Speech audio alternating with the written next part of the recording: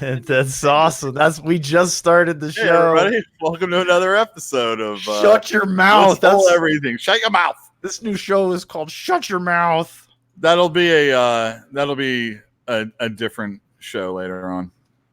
Aw. Later. Well, I mean, we can call this like the first version of it, and then have another thing to do on another day. No, wrong.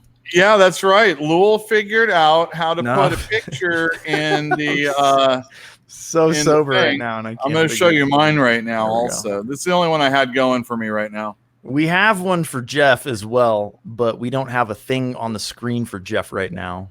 Yeah, he'd have to actually be on his computer at home or at your place. You can do it anywhere there's Wi-Fi or.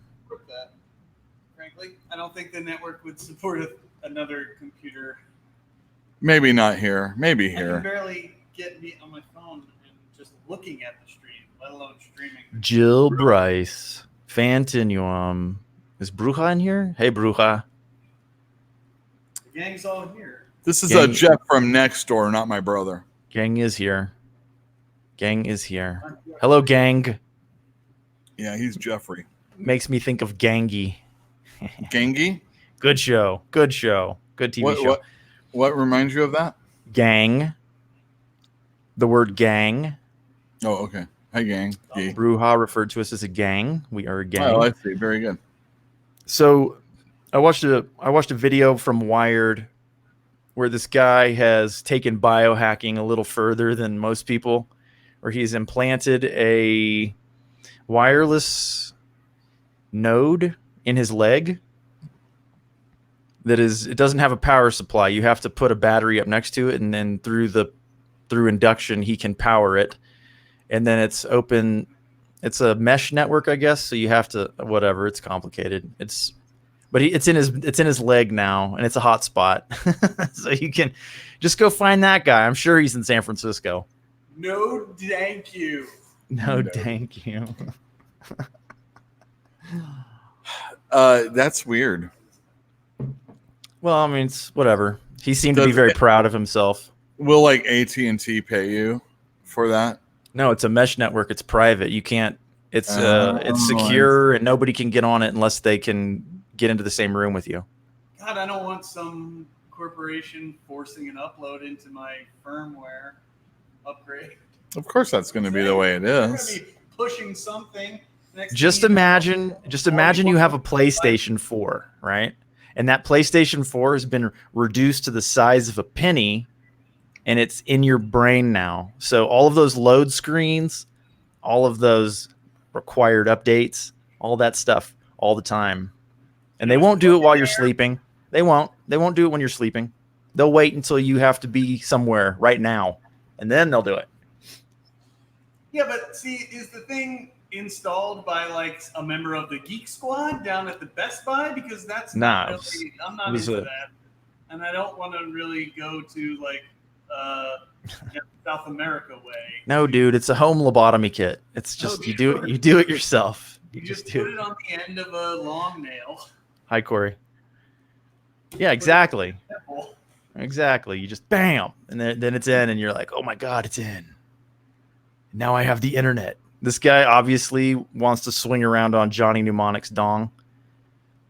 I'm not willing to be a forerunner when it comes to that technology. Johnny Mnemonic reference of the day.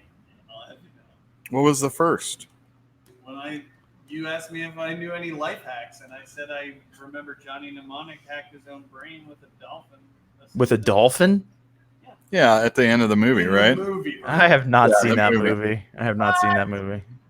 What? It is a million laughs. That was like the thing you had to like kind of, if you enjoyed Keanu Reeves, it was so popular to blast him at that time for being a really shitty actor that at least the perfect Ted. This guy is really good at picking and liking material that would not necessarily get made into movies.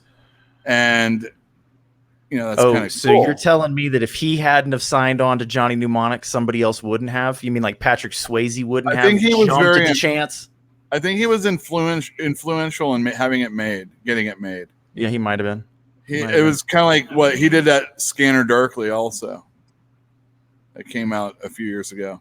That was Linklater. That was Richard Linklater. That would have been made with or without him. Possibly, but I bet Johnny Depp has like Johnny Depp. Johnny Depp.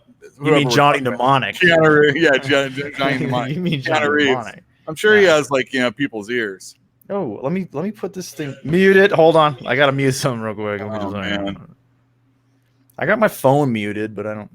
Whatever. Oh, look, it's a little Gizmo. Hey, Gizmo. Yeah, little Gizmo. Gizmo, look, it's Dr. Manhattan. Great. Yeah, it is great. So, Scanner Darkly was so good. Bruja liked it. Bruja likes. Did you read the book, Bruja? That book was the first time a science fiction novel ever made me cry. I wept like a baby. You cry? You've cried? Yeah. Dude, that book is devastating. I think we're going to have to change the whole podcast. This podcast is now... Sci-Fi Cries? Yes! Sci-Fi Cries! I love it. All right, very good. Deep dives into Lul's human emotion. Human emotion chip. Yes, it is all stored on a chip. It's all a Hold program. on. Let me install it. Now, you definitely are the kind of person that needs an emotion update. Yeah, but Philip K. Dick will tell you, you have no idea if you're a robot or a person, and even if you thought you knew, I could never believe you. Well, that is somewhat true. We only have... we don't need to go into consciousness real deep or anything, but we do not have any verification that we're conscious or the people around us are. Well, not until you cut your guts open and start pulling out reels of tape that have your programming on them. Is that what Mishima was after? What a guy. Mishima? Which one's that? Mishima. He committed seppuku because I believe he was tired of being persecuted. Oh, I see. Very good. Japanese dude. Guy had beliefs. Yeah, sometimes you gotta fill me in. I can't remember everything. No, it's all right, man. You're not supposed to. It's like when you start talking comic books, I'm like, yeah whatever. Oh, we're gonna talk comic books? Wait, comic books. Oh, so this is a good time. We're only a few minutes into the program. Maybe we should Hudson now let some people down that might be tuning in now or later. Hold on. To see something that I might have mentioned on Instagram. Oh, wait, nope, not potty time. Potty time. Oh. Yeah, so on Instagram, a Fantastic Comics account, I posted the before pictures of a comic that we sent out for Dane. That's our customer who has all the Silver Age that we're dealing with. We sent it out to get it CGC'd, and it was supposed to come in this week. But unfortunately, it has not come in by today. It was probably because of the holiday. It screwed things up. Yeah.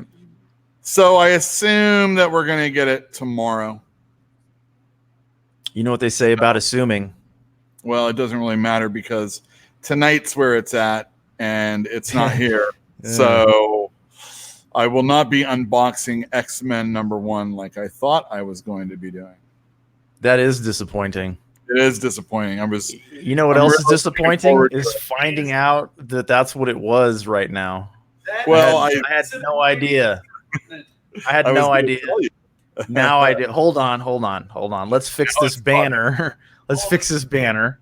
He loves spoilers now. Please spoil me. Next time. Spoilers. Yeah. No, the thing is I'm not going to look and find out what the CGC grade was. I am going to. Well, how are you going to do that? I'm going to guess. Ding dong. What do you think? Well, I don't know what it is, so wow. I'm not going to. Wow. We can unbox it next week, or maybe on a special episode on Thursday, maybe if you're not doing anything. So Jeffrey knows. Jeffrey knows, yeah. So quick question. If I was real hungry. He likes to spoil. He loves it. My brother likes to spoil. Especially if you tell him you don't want to know. No. Don't tell me anymore. And then he goes into the thing. And no, I don't want to know. It tells you. And then it's like, dude, I can't even stand this stuff that you're talking about. And he tells you. Howard's worse. That's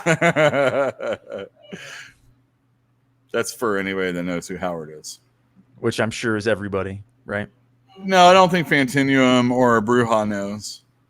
Does Hudson know him? Oh, yeah. Oh, he does. Oh, yeah. Hudson does. Oh, Hudson's here. Yeah. Hey, Hudson. Huddy. Funny. So, yeah, unfortunately, I do not have X-Men #1. Oh. We have, we will soon. I'm assuming it will be in tomorrow. X-Men #1. Yeah, well, there's always an X-Men #1 eventually. Around the corner. That's Marvel's way. So, ever since last week, I've noticed there's a bunch of people that have been talking about some of the problems in comics. It's not exactly what I was talking about, the bi-weekly nature, but Brian Hibbs on a thing he wrote was talking about how the weekly comic is a bad thing. And it is. It's a bad thing. But usually the weekly comic is a thing for a month or maybe, just a week. Yes, temporary. It's very temporary. The bi-weekly, sometimes a year. Yeah, exactly. DC was That's a hell of a commitment. Yeah, they did that. They were the culprit that did this. They did a yearly book called 52. Yeah, I figured it was associated with that. And it was very good. It was very good. I mean, it was way better than it had a right to be. They packed it with writing talent. Yeah, they had good people. They had Mark Waid and Grant Morrison and some other fools. Greg Rucka, yeah. And who is that other guy? Ringo? No. Oh, Jeff Johns, that guy. Okay, so yeah, they had some talent. And they all had their little groups within the 52 universe that they were playing with. Giffen tying it all together, doing the breakdowns. Yeah, and Keith Giffen, one of my favorite artists. He did all the thumbnails or the breakdowns so that all the other artists that had to work on the book had a map and what they had to draw. And they got that. It was never late, not one issue. It came out every week the way it was supposed to. And it was an unqualified success. It got people in the store every week. I remember my store, Comic Relief, the one I worked at, I mean. Rory's store. Sold Rory's store. Yeah, it's kind of like a shield, you put it on, you're like, you feel very proud of it. We sold the 52 to some customers for the whole year up front, and we gave them a big old discount to do so. And it was nice because didn't have to worry about anything. We had our own little box that we only put the 52 stuff in. Everybody that had paid for it just comes in and gets it. It was really cool. We'd have a little checklist. That was fun. And then the next year they did Countdown, I think it was what it was called. And I tried reading that, and partially it was fatigue, and partially it was it felt like it was the next year. It seemed like it was, either way it was too soon. And it kind of didn't do so great. And then after that, there was one called Trinity, and that was dog shit.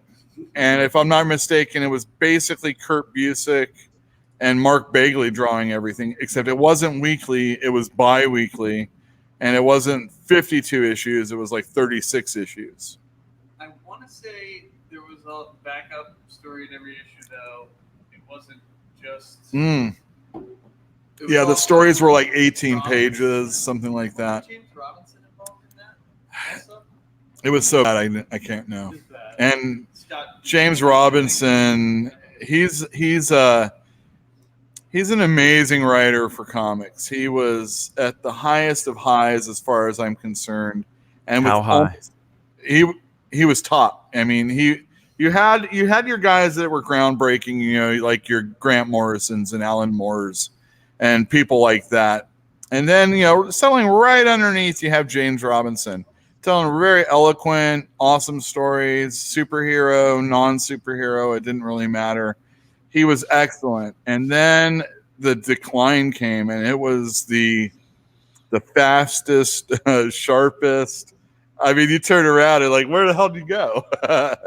And he's been in comics all this time, but he's never recaptured his Starman success for sure. Maybe he's one of those guys that had one story. He had 2 or 3 stories, which is and he had Starman for a long time. The only thing about Starman is that it is definitely steeped in 90s feel. It and if you're not in that mood or you don't know what it's like, especially with all the other comic books that were being created at the time, it was almost always a blood or a kill or a red or a death or a bullet. I remember something, kill bloodstream, and whatever. Usually those were Rob Liefeld comics. It was the pinnacle of creativity. Starman felt like it was a little removed from I can't hear Jeff at all. He says Starman felt like it was removed from that. And I agree. The only thing is that it felt like almost a response to everything that was going on. Oh yeah, definitely. And that's where I feel it kind of got stuck where it was. It maybe won't play as great these days as it did then, or maybe it will. I mean, anti-hero, unestablished heroes, and villains. You don't know if you're supposed to root for them or not. I mean, just wait. We're gonna have a Joker movie that's gonna prove that. We got Venom out the. Yeah. Whatever you want to. Absolute Carnage. Carnage is a villain. What am I doing reading a series on it? So maybe Starman is good for that. Anyway, James Robinson was excellent. For his Starman run. He also did a book called Golden Age that had Paul Smith art on a lot of it, and that one's excellent too. Does this get a Yule likes? Yeah, sure. Yule likes early James Robinson. Yule does not like later James Robinson. He got JSA stuff, early Justice Society stuff. Yeah, he's worked with a few other people, and he's done a few stories that have been okay, but overall he's been fairly unspectacular going forward. And he was really up on the top, and he isn't anymore. And he's had a couple flops, and he ended a Fantastic Four run that was unspectacular, and it felt like Marvel didn't really care about the team anyway. So putting him on the book kind of makes you feel that they don't really care about him either. If they're putting him, yeah. I mean, all right. Well, we don't really care about this book anymore, and Fox has it. This was then. Fox has it, and we kind of want to tank them, and anything we can do, including not publish the Fantastic Four, is something that we might want to do. I got a question for you. Yeah. You know how in baseball they have closing pitchers? Yeah, sure. Of course you would. Do they have closers for comic book series that they want to shut down? Do they have like trash artists and trash writers that they're like, hey, you've got a job for the week? Well, I would suggest that there are people that are, kind of like the people that get it done. No, and they've always been around. I'm talking about the other way. No, I don't think so. To sabotage their own works, No, yeah, exactly. No, they don't. It's not Brian Michael Bendis? What? No, I'm trying to pump this out. DC is trying to they're like, let's put this guy on our most well-known property. I don't think he is the you can't have a comeback if you don't start from someplace really, really low, So if you're planning, if you've got the long view in mind and you're like, man, we got to bring Superman back from nothing. We got to drag him to the bottom. Brian, come here. No, they did that with Zack Snyder. Zack Snyder already did it. Okay, so there it is. They're like, Zack, come here. We really need your help. Times more people saw those movies than will ever read a Brian Michael Bendis comic. Well, yeah. I mean, that's true of any comic book. Movies are terrible, and they made like $1 billion. So I didn't watch one of them. I never have cared. Well, you were right. They're bad. I watched Man of Steel. I liked his hair. He was all like, dude. I have a customer. In his hair. I have a customer. She comes in here. What's her name? She sounds hot. Yeah, she is. She's a real hot one. Her name's Janet. I know Janet. She comes in and she talks movies with me, superhero movies. Yeah. And she has to learn that I don't know any of these people hardly she's talking about. Does she learn that? Well, no, she doesn't. No. She just goes on. It doesn't really matter. Anyway, She calls me half-price books every day. I care for it. She loves Henry Cavill, though. Let me tell you. So does Mike. Everyone. So does Mike. Henry Cavill's a great Superman. I think he looks. He sure does. He looks good. He's got that beard. He's a good Clark Kent. I dig it. As far as Man of Steel, it was a punch fest and pow. Did they have word balloons? Did they have the explosive word balloons? No, they should have. Or else you would have heard snap, die. So Zack Snyder did that Justice League movie, right? Yes.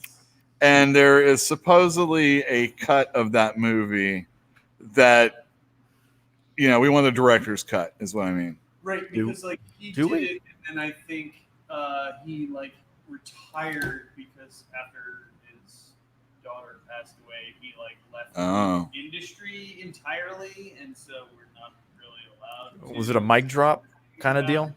Oh, I see. So okay. He was like, I'm retiring to spend time with my family, and well, I think then that there was a secret Zack Snyder cut that.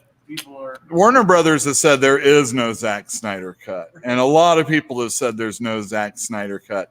But I know that just today on Twitter, I think it was Bleeding Cool. I'm not sure who it was. They said source. That respectable Rob Liefeld is getting behind releasing the Zack Snyder cut. Like he's gonna carry the flag now. That going forward. Perfect sense. Nothing could make more sense than that. Rob Liefeld would get behind anything, though. Yeah. Rob Liefeld loves movies, man. He likes good comics too. Yeah, he does. Yeah, sure. The best. And Zack Snyder, they do feel like they are cut from a similar cloth. Although I would imagine that Zack Snyder, being like an Ayn Rand disciple, he's probably not a Christian. Is he really? This is all true? Rob Liefeld is a Christian. He is, yeah. Well, Zack Snyder I was thinking Rob Liefeld's a little bit more. Who's the guy that did that Asteroid Bruce Willis movie? Michael Bay, yeah. I think Rob's more Michael Bay than he is Zack Snyder. Touche. What do you think? I mean, hey, it's a thing. Take on what already exists, like extreming it up is kind of Rob's brand. Yeah, sure. Well, I thought Michael Bay was a little bit more extreme than Zack Snyder. Isn't Zack Snyder the guy that did the slow down thing? Zack Snyder is the guy who does the. How can we make a more grim and realistic take on everything? So I guess he's more of a Frank Miller type. There you go. So, yeah, Frank Miller and Zack Snyder, and then he did 300. So I mean, that makes sense, right? He did do 300, right? Yes. So, I like this. He didn't do Spawn 300. What? That comes out tomorrow. Well, we'll talk about that later. Spawn 300, that is. They should just do a 1,000. Everybody should do a 1,000. They should just do it right now and get it over there. They say, hey, we've published 1,000 comic books. Spawn 1,000. I think Image should have Image 1,000. No, every company, Boom 1,000. The next issue of Spawn after 300 should be Spawn 1,000. Dark Horse 1,000 is really. You know what? Forget it. 100,000. Fuck 'em all. 100,000. I'm starting. I'm always starting at 100. They did do $1 million, but I'm not going to go that low. They did I'm a not going that million. low. $1 million. That was a Grant Morrison one too. Please, Oh, forget it. Forget. You can't compete with that. Astronomical units here. That's right. Grant Morrison foresaw this bullshit. It was like, no, I'm cutting to the chase and doing DC 1 million. So you're gonna have to do 2 million. Yeah, that's right. Yeah. That's pretty funny. Did he get paid for that? Yeah, of course. I'm Did he get assuming paid a cool $1 million? The actual series was great. That all of the millions of tie-ins. No, thank you. It was so. What was it like? 4 issues? DC 1 million was like 4 issues or some 2 issues. Was it a title? Yeah, it was like at least 6 or 8. It was like a full. I got to admit, I wasn't. Miniseries. That was like a little bit more in the mid or late 90s, and I don't believe I was reading comics during that time. So, sorry. What? You took a break? I took a break. Yeah, I took a break. Well, it was probably living a life, trying to do stuff. But I think we all know. No, they all knew. They all knew about the comic books. I was probably going out drinking and things like that. Oh. And going to school, I think is what it was. Yeah, cocaine got in the way. I get it. Yeah. And so going to school, doing coke. Coked up at these school. guys that I went to school with were the guys I bought weed from. and we're like, we'd smoke at lunch, and I'm like, oh, I'm gonna go back to class, and I'm gonna smell like weed. And the the other guy would be like, no, you just tell people I smell like good weed. That's the answer. I don't smell like weed. I smell like good weed. And that takes care of everything right there. Did it? How'd the cops take it? I don't think I would go to class if I reeked that bad usually. Yeah. I was also doing like, I don't know what you hope to learn by getting high and then going to school. It was college, man. You're supposed to get high and go to class, especially with poetry. Oh, damn. We'd sit out. I'd sit out. This is early morning too. I'd sit out before our poetry class and we'd get lit. It is poetry, man. Yeah. So you go into class and. How are you going to possibly talk seriously about poetry? It's poetry. You're not gonna talk seriously about it. I would just be so dismissive of poets and their work. Yeah. I'm not a very big fan of the poetry. I love poetry, but I'm a stoner. Listening to NPR on the weekend, they were talking poetry for about an hour. And I only got it about half an hour in. But there is a woman named Agnes Estes, and what she does is she does the rhyme in the middle of the stanza. Yeah, I got to check that out. It's pretty sweet. Yeah, so it's not like the first word or the first. It's usually the last word of the first sentence and the last word of usually the fourth sentence or something, and that's how like the rhyme goes. But she's doing on the end of 2 and 3. At least that's what it sounded like. My brother's in the chat and he's talking smack about poetry. That's all right. You got your likers and you got your not likers.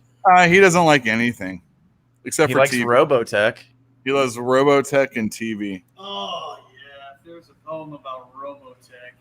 It wasn't a poem. Only if it's a haiku, and he'd be okay with it. I've never read a poem that made me emotional. There once was a robot from space who shot lasers all over the place. Yeah. Good thing space rhymes with lots of things. Yeah, go ahead and finish. Nah, that's all right. He loves to hate. That there is a comic book by Peter Bagg named Hate. And the tagline for it was I love hate and hate everything else. And that was a fantastic book back in the day. 90s. Good 90s comic. I remember I'd go to this coffee shop, and the first time I went in, Simone was working there, and she had like a Smith shirt on. And I was talking to her, and then we started talking about Hate, and she's, oh yeah, I'm from Philly, and I love Hate, and blah blah blah blah blah, and that's how we got to be friends. It's cool. Good comic book. Comics were more popular then too, though, right? Yeah, it was also a little bit more biographical, which was, or autobiographical, I should say. Is he doing like famous people biographies? Yeah, he's doing biographies on famous women. He did. Yeah, he is. Yeah. Is it baggy or bag? I don't know. I say baggy or bag depending on how I feel like at the moment. If I think somebody's really cool, I'll say baggy. That's what everyone Baggy. And if someone's a noob or doesn't know anything, I'll just say bag. That's literally every like indie comic artist that I that I was into in my like 20s is now doing they're all doing the same thing. They're all doing bio comics.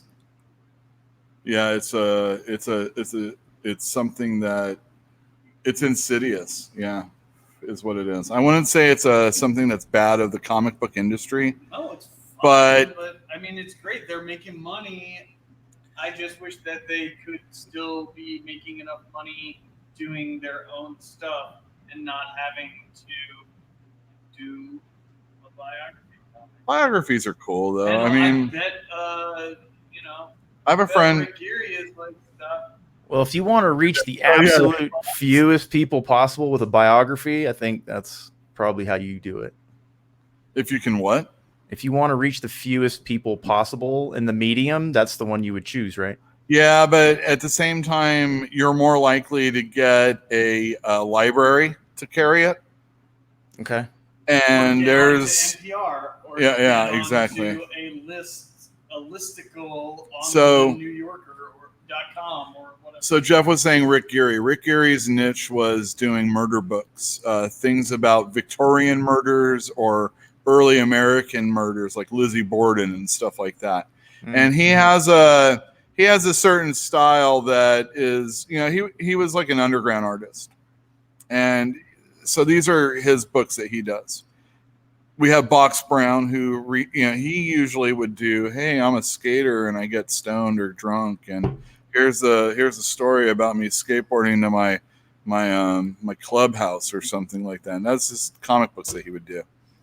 My favorite one is my favorite title that he did that when we were first opened, we would get his books in. He was doing all these underground stuff for his company Retrofit, and my favorite title was called Earmuffs, Fuck Shits. It was a pretty awesome book. Yeah, there you go. All right, you can take them off now. Now he does all these biographies. He most recently did the one on marijuana. Weed. That's weird. A weed. And that's another thing, like all his stories are always pot based. And even his Twitter account was like pot this and legalize this. And then he had a kid, and then it was all his kid stuff. Well, now it's legal too. Yeah. So yeah, sure, maybe that. But he did the Andy Kaufman. He also did the Andre the Giant biographies, Tetris. Those are all really great. Ed Piskor, who did X-Men Grand Design, which is kind of a biography of comic book characters. He also did the Hip Hop Family Tree. And before that, he did one called WYSIWYG, which my brother's a big fan of. And that was all about, I think it was like one of the first computer hackers or something like that. So it's pretty popular. I mean, my buddy Ryan Alexander Tanner, you may remember him. Mm-hmm. He did. He did. We call it the Obama book. It was the. It was. I forget what it really was. It was the like some education guy that was associated with Obama, and he wrote a book about schooling. And Ryan. Yeah, I think it is Ayers. So Ryan did that book. He put it together in comic book form, and basically wrote and rewrote this guy's book, and then he drew it and he put it out. And he lived in Chicago while the guy was like answering questions that Ryan would have. He lived there and was taken care of while he lived in Chicago. And that was also during like the Obama presidency as it was starting or before he got elected. And it was like a real, he got to live in probably the most electric city in America at the time. I mean, other than like, Las Vegas probably, right? Different kind of electric? Yeah, probably. So Ryan's also doing now. Oh, Bill Ayers is the guy's name, by the way. Look it up. And he's now. So Ryan, my buddy Ryan, is doing a Muhammad Ali biography. And I'm happy that he's doing this. I'm happy that he's got something to do. This is something that he's in the clique of people from that area that were doing these kinds of things. And so, he's kind of, he's nobody knows who he is really, except people that maybe listen to this show and a few others.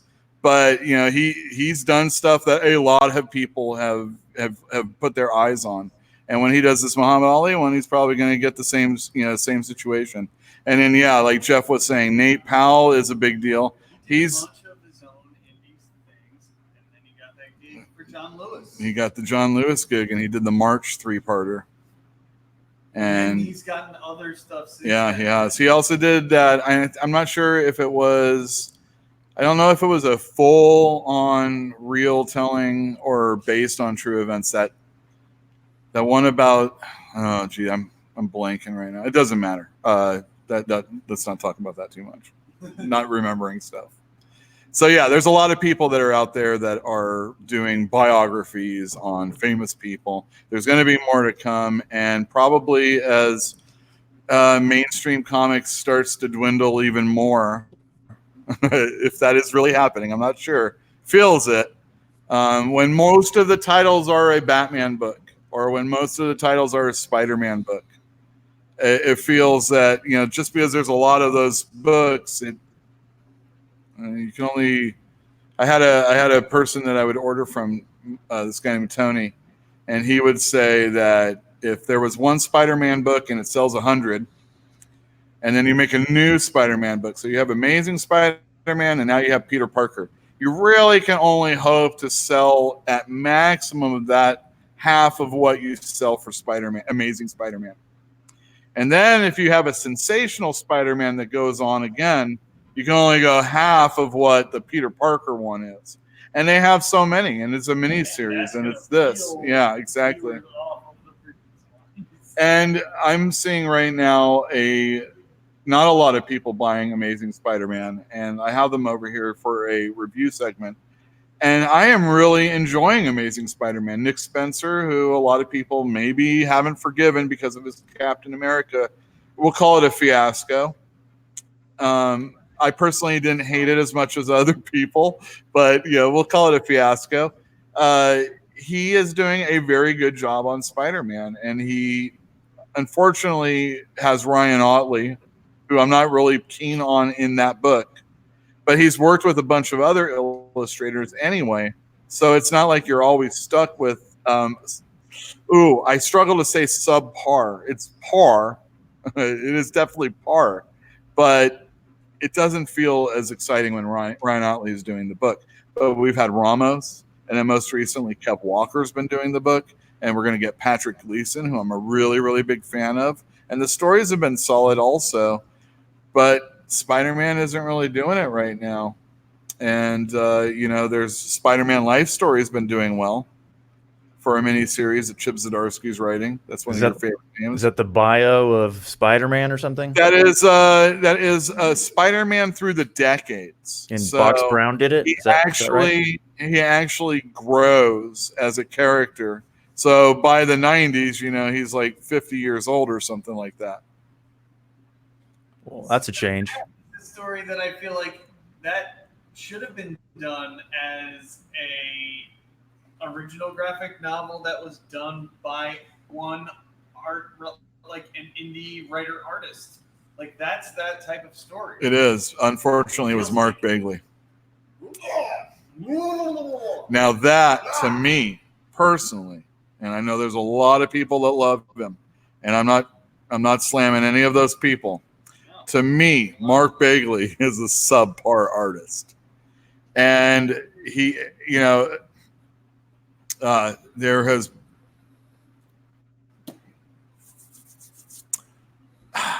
Don't think too hard.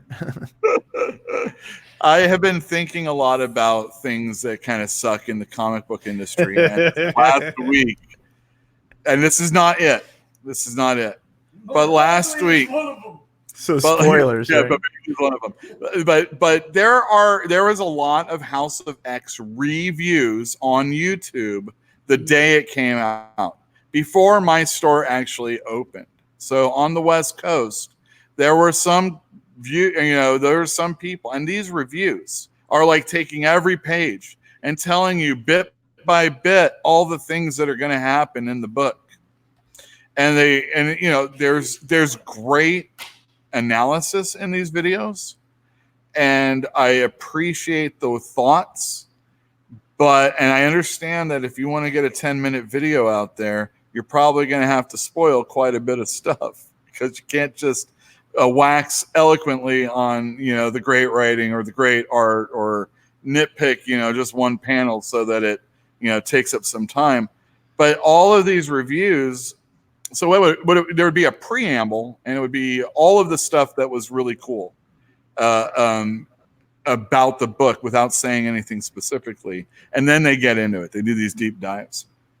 And I have a problem with that, because why am I, as a viewer, necessarily have to go out and get it as, I want you to read the book. Maybe it is exciting, people, and maybe I'm just a stick in the mud and old and can't handle it. But Jeff and I were talking about how trailers in movies seem to give away all the plot. It's always like a joke in a television program. I'm sure King of Queens, the old guy, Jerry Stiller, said something about the trailers, telling the whole movie. Why do I need to go see it? I saw the trailer. It's a dad joke or something like that. And funny enough, one of the guys that kind of bitched about on his YouTube channel, because he did something like this about House of X, he did a review, and he then was on Twitter and he said that movie trailers tell the whole story. And I'm like, oh my God, this is killing me, Yeah, it's wild. Yeah. And I'm like, that's exactly what a YouTube review is. It's like, it's a trailer for a movie. And it's like, why do I need to go see the movie? Why do I need to see the comic book? You can't. I just feel like, why do you even want to try to do? I know you have to be the first one. It's all about getting those clicks. It's all about being the first result. The first time someone searches, you want to be the first result. So but get ready to. I'm going to spoil some comic books tonight, so we can get these clicks. But you haven't even gotten a chance to really read it. Like, I have read this issue. I don't feel qualified to talk about it yet. I haven't even really thought about it. I've only read it. Well, you'll have all this night to edit it and get your thoughts together, and then you can. And these videos. How long does a 30-minute video take to upload? Usually, why are you doing a 10-minute? Depends on your computer. That's too much. Oh no, you need 10 minutes so that you. That's way I agree, but it's all about algorithms and YouTube and stuff like that. Yeah, that's what it all is about. That's why you have to do it on the day it comes out. That's why you have to do it for 10 minutes. It's like, it's not about providing content for the viewer. It's about getting it at the most potential viewers. That's why when we did the other videos, they kind of sucked to do reviews, because they were always 5 days after anybody had already talked about it. Unless I was picking something so out there, who cares? And I'm trying to sell comics when I'm talking about them. So, that was kind of like our our premise for the show was that, hey, you know, ultimately I'm just coming out here so we can talk some comics and then I can tell you about some books that are coming out. We did all that Stan Lee stuff because we tried the news stuff. We could talk news if anybody ever wanted to do that. But if there is news, comics, you know, when you do that. See, I used it. What'd you use? Dromics, I said. Oh. Dromics.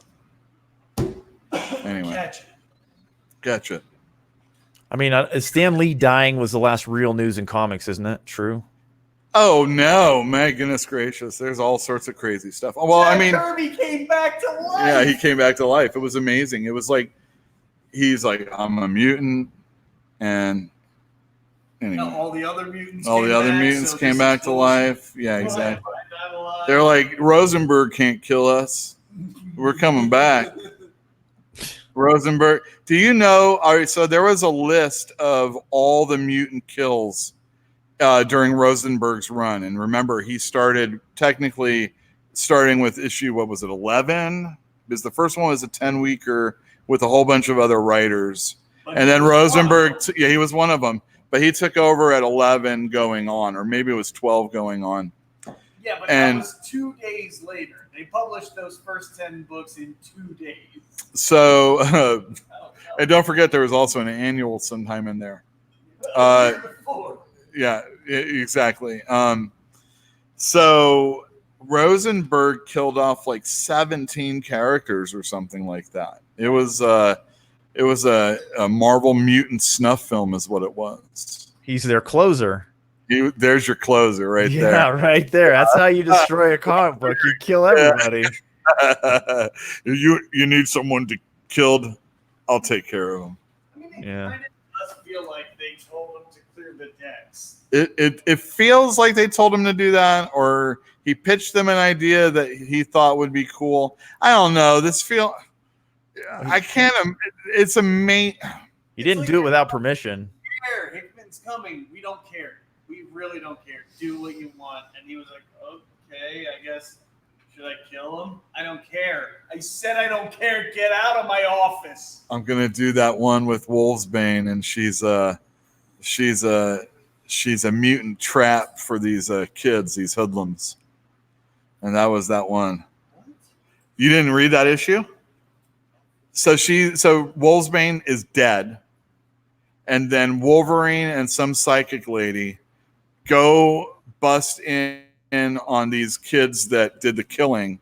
And they basically let us know through, seeing in their heads what happened. And basically they're like, hey, lady, how's it going? And Wolfsbane had just left the X-Men. She's like, I don't want to be a mutant no more. I'm not going to do this anymore. And so she's sitting in Central Park or something. Yeah, exactly. So she's sitting in Central Park, and there's Central Perk. No, that's the coffee shop. No. Friends? Yeah. No. Central Park. And she's like just hanging out, and then these like white kids, I think they're white. Maybe not. Yeah, I'm sure they were. It always is. Yeah, exactly. They're like, hey, how's it going, baby? And all this other stuff. And finally she's like, no. And he's all, come on, don't be hard to get. And then she lets out that she's a mutant.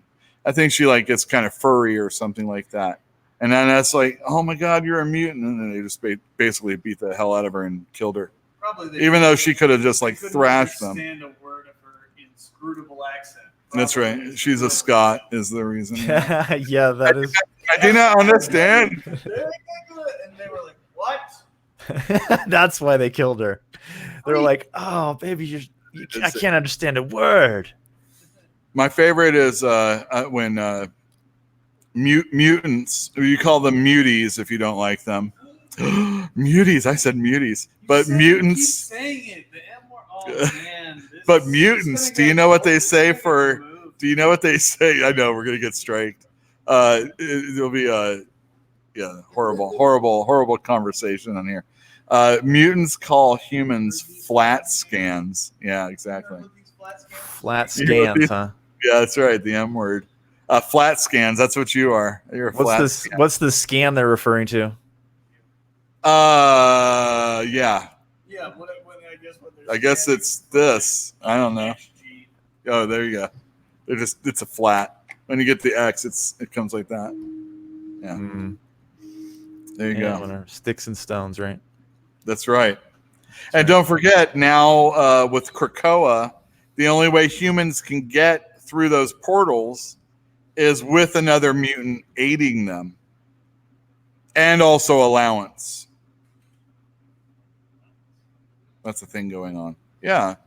Not only do you have to have like someone leading the way, but you also have to have like Doug. I assume it's Doug Ramsey needs to know. He's like bonded with Krakoa or something like that. Oh yeah, it's scary. And also, can we talk House of X, Powers of 10 yet? Is everybody okay with that? We can just talk about some of the things that have happened. Maybe like let that loose a little bit. I know Fantinuum needs to get caught up probably. Oh. I know it's ridiculous. It's ridiculous. The only thing that matters. Yeah. Oh my goodness, the Mutant Menace is here. What? Well, it's good timing, right? Yeah, it is good timing. Just in time. Just in time. Yeah, House of X. Oh, by the way, still one of our best books that we're selling. Fantinuum says, "Go ahead, man." Oh, okay, very good. Although and Bruja needs to read. Here. That's awesome. Bruja needs to read. In the store. Hey, Bruja, earmuffs. No. We're not going to spoil anything from the last two issues, so you don't have to worry about that. All right, good. But the one thing we've been talking about is Moira McTaggart. So you find out, and again, another one of those accents we're talking about here also. We find out in like the third issue, and I'm talking sequentially, not the third issue of House of X necessarily, that she is a mutant and has been a mutant all her life. Lives. And what's her power? Her power is that nobody knows she's a mutant. That was her power. Yeah, that's her power. Her power just is that she comes back to life. She has video game life. She has respawn. She has a respawn back to life at the beginning of her life. Her last save point is the moment that she was born. Does she get a coin to do it, or what does she do? She remembers how to play the levels because she already played them before. That's pretty handy. You'd get good at it eventually, right? Until she starts changing. Yeah, that's pretty good. Nice. The thing I really have a conversation about with some of the people here is that, okay, so she has these lives, and at the end of every life, she remembers all of the stuff that she did here and all of the things that she did in the previous ones. And she has decided that she's going to do something about it in each life. So her mutant power starts at 13. So she has to kind of tread, carefully those first few years of life. Pardon me? Of life 2. Of life 2. Life 1, she just lives to age 60. Yeah, exactly. So as an old woman, she dies in her first life. And then in the womb in her second life, she remembers everything. In the womb? Total consciousness. Yeah. Someone. Do I have to kill somebody? Okay. Are you getting swatted right now? Sounds like it. It sounds like someone trying to get in. I'm calling the police. Oh, that reminds me. They will never help. They will never help. No, they won't. So we have all these lives that she's living, and she's affecting. Anyway, I don't know how. It's hard to understand where we people fit in. Where does Reed Richards fit in? Where does Spider-Man fit in to these? Wait. You talk about we people as you yourself and Spider-Man and Reed Richards? Yeah. He owns a comic book store, Jeff. I live in the 616, don't I? That's fair. I mean, if this isn't the 616, that might be another thing. This is the 616. Well, all right. There is no daily. I can't subscribe to the Daily Planet and Bugle. I mean, I can't go. If you could, would you? though Spider-Man. So this is not the 6 months. Look at no, that's not true because you see, I've seen John Byrne, I've seen Chris Claremont, Marv Wolfman, Stan Lee, Jack Kirby, all hanging out with the Fantastic Four in the comic books, and I know that those guys are real. They are. So there you go. I live in that universe too. They are real universes. Moira, come on. Reed Richards was real. They would know. Well, let's just assume for a moment that this is the real universe that we're reading about in House of X, Powers of 10. Okay. What? I don't know. It's that would mean the whole thing is a retcon of everything that we've ever known on the level of Ed Brubaker's Deadly Genesis. This is saying that every X-Men story that we've ever known has been secretly informed by this information and yet still happened exactly the way that it happened to get us to now times, which is the Krakoa Nation, year 10, right? It's year 10 or X10. Yeah, sure. Yeah, we're in X10. Or maybe not.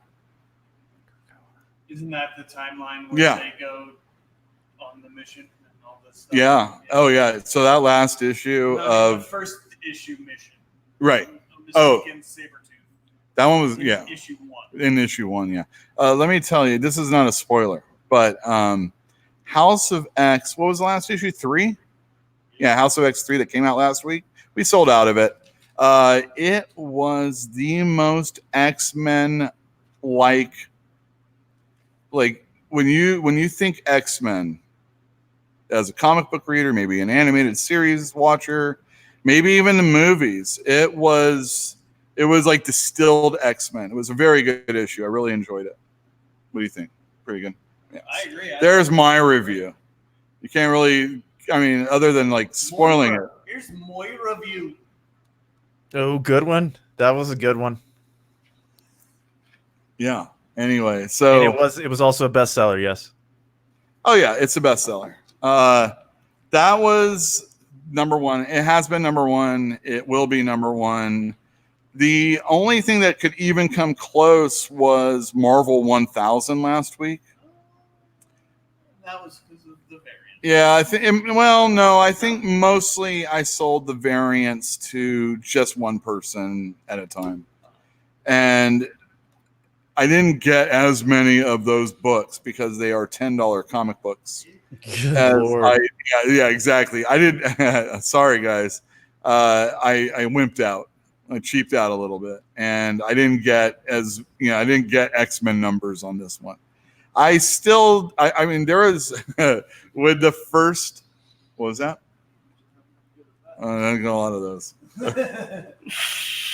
Marvel 1000 was bull. Let me tell you, it was cool. Every page was a year of Marvel's existence, and there was a story that was being told throughout. Mostly written by Al Ewing with different artists throughout. There was a Walt Simonson page and all sorts of really cool classic artists also in the book. There was a Mark Waid piece that got a whole bunch of people talking, and it got cut. That's why people were talking. He was like, "America's a cesspool," and it had Captain America with the flag in the ground. And Marvel's like, and of course I'm taking liberties here. And Marvel's like, maybe you might want to. Marvel's all, maybe you might want to like talk up America when you're talking about a Captain America page. So that got changed, and of course, people talked about that. But overall, it was just a circle jerk. I mean, it was cool. There was neat covers. I liked the Decade ones. My favorite two were the all red Spider-Man. And I don't know whoever did maybe it was Shane Davis or something like that. I don't know. Whoever did the She-Hulk, that was very good. It wasn't him, huh? No. Shane Davis did one of them, but I can't remember. Anyhow, those were my favorite two covers. And yeah, we sold that very well. There you go. Boom. Boom. Yeah, there you go. There's 10 out of 10. Jeez. Tedesco. That's high marks. Totino's 10 out of 10. I saw the post that Cody did on the Marvel 1000. He enjoyed Doctor Strange doing his laundry. Oh yeah, I saw that. I thought mages would have like a prestidigitation or something like that, especially a sorcerer supreme. Dude, you don't want to, but he has to pay the penalty for it. Oh, that's right. Yeah, what's the penalty? He has to eat really ridiculous stuff, and it's like dimensional monsters. Is it mukbang time? Yeah, it's kind of like mukbang time, exactly. It's like if you had to eat like a soup, like fillet of Shumagorath or whatever. Well, I mean, if I don't know what it is and it tastes okay, right? Yeah, I don't think it tastes okay. No. And it fights back too. It's usually like a bowl of living squid legs and stuff like that. And he has to eat this to pay the price to do his laundry? To do any magicking. So yeah, to do his laundry. Any spell. So like you don't want to really do some bullshit spell that you could, pardon my French. Yeah, I gotcha. Mundane stuff. Yeah. Especially since he has a live-in manservant. Not anymore, I think. I mean, what? No? Didn't Wong leave or something like that? That's right. We've updated that to where he's like, I don't work for you. You work for me. I don't think it's that way. The roles have reversed. Yeah. Basically. Saw a little gizmo there for a second. Yeah, I was going to get something. I was little thinking, doggy action. Do you want to? I was trying to think of something that would help save the comic book industry. Again? You already saved it last week. Oh, that was only one thing. And then all right, so and then we're in the clear. So I told you that Brian Hibbs, he was like starting to talk about single issues. Yeah. Brian Michael Hibbs, exactly.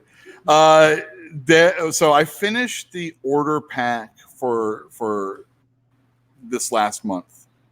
And already I have a new book and I have to start that one. And I'm always late or running late, I should say. I usually, like White Rabbit. Yeah, well, the thing is like, it's really hard to put numbers down up front because you want to see how the sales are going to do as students are now back in. And it's not like you're locking yourself down, but you're doing all that work anyway. You might as well do it once and hopefully, right up front. Yeah, sure. Yeah. So like I said, you can always change it after the fact. But so anyway, I'm doing this order. And we're talking about, you and I and us, all of us, are talking about how there's a lot of Spider-Man titles and there's a lot of Batman titles. Oh my God. There's like, I forget what number, but let's just say 81. There was Batman 81 and Batman 82. We all know I'm bitching about bi-weekly comic books. This is also the month where they're going to have a Batman annual. And then I'm going through the DC section and I'm getting farther in.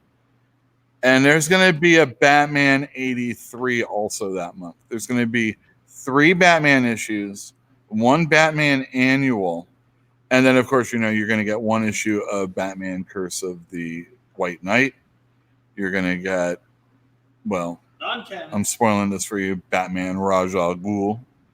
And non-canon, but successes. And that was a horrible. I wanted. I did not want to order these books. It was so upsetting, and it's like, wow, Fantinium. I mean, he should be swallowing hard here and all that right now, because it wasn't just Batman getting that treatment. Everyone knows the safest thing to do is put all eggs in one basket. And when you have a basket like Batman, you can hold so many eggs. And you should never stop putting eggs in that basket. Never stop. It's a basket that can hold eggs all day long. So if I may talk about wrestling for a moment. Oh, yeah, go ahead. There's a belief that the oversaturation of WWE material that's out there is making it less desirable to want to watch. There's 3 hours on Mondays. There's 2 hours on whatever day SmackDown's on. There's an hour of NXT. And I know if you don't know these programs, you just got to think of like remember Law and Order when there were 3 different programs? Think of that, but more hours. You know, if there's a Sunday and we're going to call it a pay-per-view, that's 3 hours. And so you got 3, 6, 8, 9 hours at least. And then they do original programming that they want you to watch on their streaming service. Do they still do a pay-per-view once a month? They do once a month, yeah. They aren't really pay-per-views anymore. You just watch them through the network. I don't have the network anymore, so I'm very happy about this. It's like I've grown up a little. So you can't just watch one. Like you can still pay-per-view it. I don't know if you can actually pay-per-view it. There's probably some countries you can, just because they don't have that. Watch WrestleMania. Well, the thing is that once the cable companies were basically aced out because the network came about, they were like, "Well, I don't want to carry WrestleMania." Now, the network doesn't just sell WrestleMania every April. Well, the thing is like, all right, so to get the WWE streaming, it's $10. Yeah. $9.99. It's an awesome price. If you like wrestling, you get all the back catalog that they actually for a month. $9.99 a month. Sorry. You get all the stuff you'd want. You get their little extra original programming, you know, look in the lives of the wrestlers. Oh. You get to watch them drive in a pre-scripted, you know, watch the Bellas and all that other stuff, you know, exactly. Now that is going to be a good program. But there's other ones that are cool. And so there's all these hours. And it's just like comic books. Mm-hmm. I've got, and then that guy that I was telling you about who was talking about how trailers, he did a video today about why people stop collecting comic books. And I mean, I totally agree with him. He's like, once you get all these comic books built up, you're like, man, I haven't been reading them. And the only reason why I'm getting them is out of some loyalty and that I'm, you know, going to read them eventually. And then they just kind of stopped buying those comics. And I think wrestling was that way for me also. And geez, man, there was a video I watched today about Disney, and it was just like everything is a streaming service, and I just would rather have none altogether. Maybe keep my Hulu. Yeah, I was gonna say you gotta have some entertainment. Maybe Hulu, but comics are the same way, man. It feels like there's a devaluing of what we're reading, even though there are more and different and very special creators that are out there, maybe more than there's ever been at any one time. But there's also everything is so. It's just something to be streaming on something else later on eventually. Once we accepted the fact that everything is like it's just consumable content, and so you've just accepted your place in the capitalist machine, and your job is to consume content. Somebody will generate content. It will be of A quality. It does not matter. As long as it is constantly coming out of the hose, you will suck it up because your mouth is on the hose. I've always had all right, so I don't know, when I wanted to write and I wanted to be, maybe a poet, let's say. A comic book poet? No, not necessarily. So when I was a kid, I wanted to write comics. I tried to break into comics and it kind of sucked. It once was a man from Small. And working with an artist outside of, it being a job, just kind of, I did it. I finished. We did what we set out to do. I gave out versions of the books that we finished to people, and I feel very successful as far as having actually finished that. But with the exception of some other submissions, I, for the most part, realized I didn't really want to do comics anymore. Not being able to draw, it just didn't work out.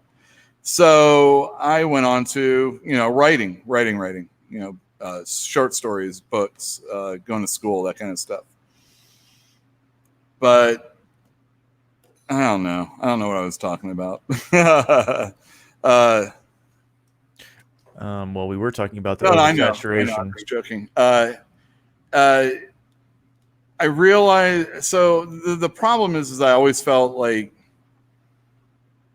it's such a you're all right. So I was watching this made-for-TV movie. I was in a gas station that I was working at, and we had a little TV. And I was watching, I think it was on NBC, something about like an asteroid hitting the Earth. And I was thinking to myself, what if an asteroid hit the Earth as I was watching this freaking movie? And this would suck, this would really, really suck. And I was just like, man, if like the content you're viewing isn't important, it just, I don't know. And then that's kind of what it is every time you have like too much of something. It's just, again, like you said, it's just content that you're trying to put out. You're trying to fill this thing. I need a television program to fit this slot. I need X amount of episodes. But and on the other hand, now it's up to me to curate everything based on the fire hose of content that is being sprayed into my senses 24/7. Yeah. Rather than and even more mitigated, okay, there's 3 channels worth of content that exists, or even when I was growing up, 3 plus UHF, whatever. There's 7 channels of content, and most of them did not broadcast 24 hours a day.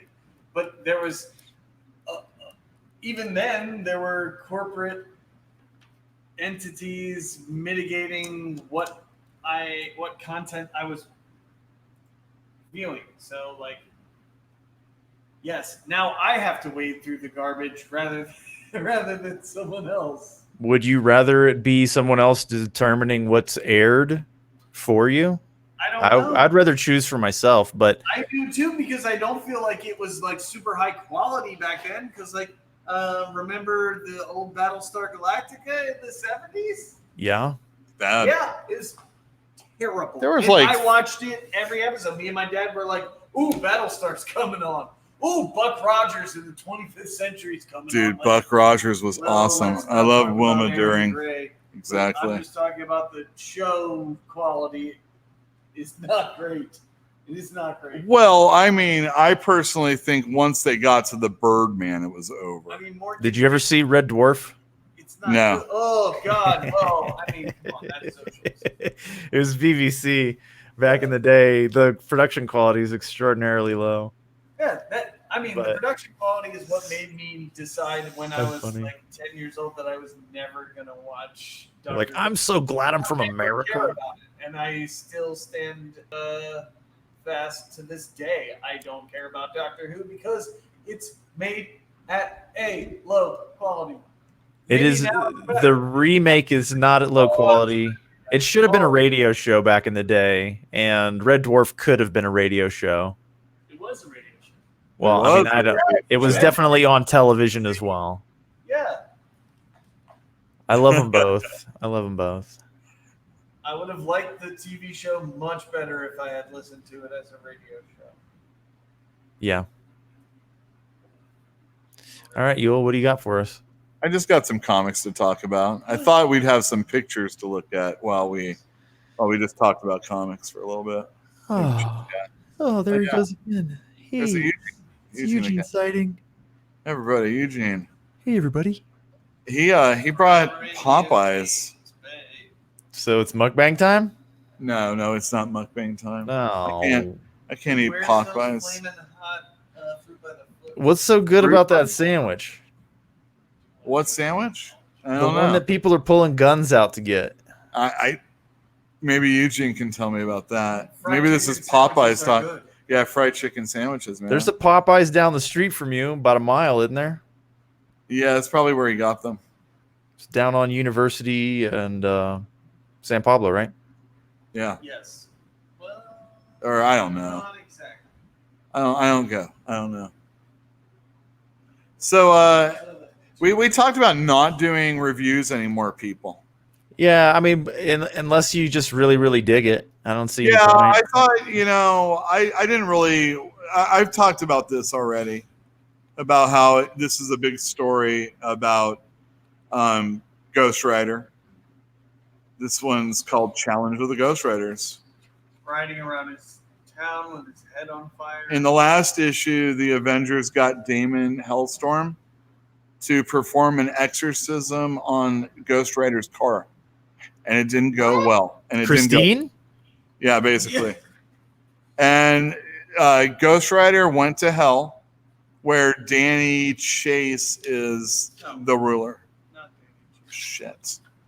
The other guy, Johnny. Johnny Blaze. Shit.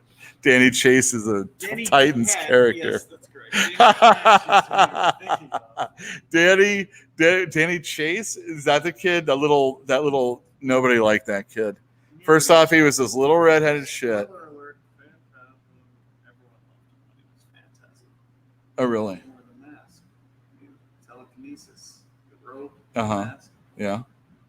Okay, very good. So anyway, Johnny Blaze is running hell, and he wants to have a race with this guy for all the powers of the Ghost Rider. Seriously? Anyway, seriously. Anyway, there's this really good scene. I'm going to show you the scene. Oh yeah, they're riding, and Head's on fire. oh yeah, I like this. Okay, here we go. So here's Hellstorm. He's like been teleported outside the what are these guys called? The Celestials that they live in, that the Avengers live in. When did he And get look the, at- Jason Aaron Baldo? Yeah, really, huh? When did he get that cut? I don't know. I didn't read it when it happened. Anyway, that's bleeding blood. Look at that there. I thought that was a cool scene. And he's all, "Hey, is this supposed to be happening?" It's a dead husk of a celestial that they live in. And anyway, this is a good issue. I liked it. Remember how I told you Spider-Man isn't selling? For shame, all of you people. Well, don't you like Spider-Man? Not really. Jeff doesn't really like Spider-Man. I do. I personally do. Look at that great art. Look at the Kingpin there. I do like I personally like that. And this whole story is about how the Beetle is getting all these women villains together. She's offering them 401k plans, place to store their kids when they go off and do their crime stuff. What? No pension? Well, yeah. Meanwhile, there's a threat we don't know much about that's being slowly revealed, which is very Spider-Man. Anyway, this one's Kev Walker also. wow. that was Yeah, he did fun. 3 issues worth. So he did this one. He did this one. So what happens in the first issue is that the Feast refuge that Aunt May is working at gets blown up by the Beetle. Here we have a new Dr. Octopus, Electro, not Elektra, which is funny because Boomerang calls her Elektra, which is, Daredevil's friend. Already taken. Exactly, already taken. I don't remember her name. I know, sorry. Bunny. Something Bunny. I White can't Rabbit, remember either. White Bunny. And then we have a Scorpia or Scorpion. I'm not sure what she's called. Anyway, that's all ladies. And it's pretty funny. They go all kind of women's libby about it. and there's some funny jokes, and there's a reveal at the end that she's dating someone close to Peter.